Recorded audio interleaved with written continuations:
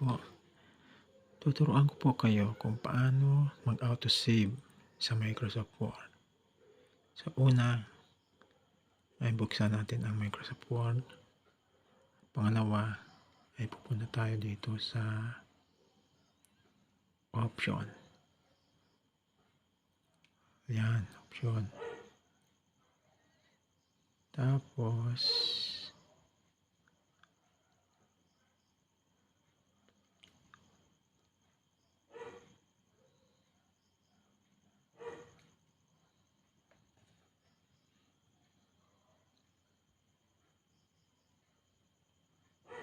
ayun na po.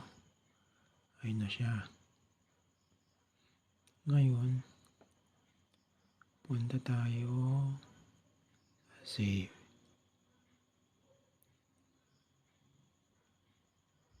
Ayan. Tapos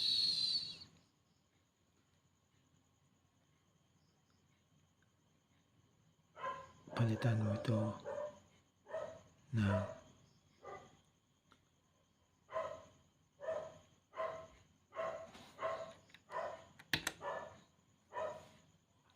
2 minutes ka na lang. 2 seconds. Yan. 2 seconds. Tapos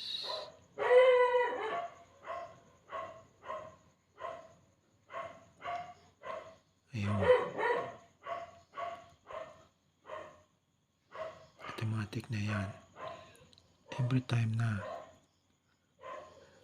may ginagawa kayo sa Microsoft Word, ganun po ang gawin nyo. Kailangan punta kayo dito sa file, tapos punta kayo dito sa may option, tapos punta tayo dito sa may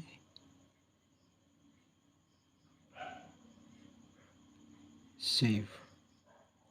Ayan. Tapos ayun. Pwede mo siyang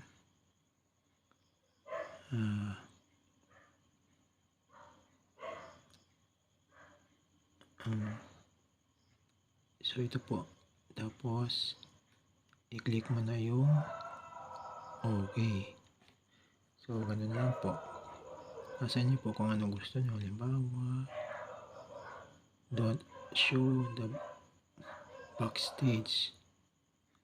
Tapos show additional place for saving. Even if sign in may be required. So nasa inyo na po yan kung alin po dyan ang gusto. So ganun lang po ang autosave. So then click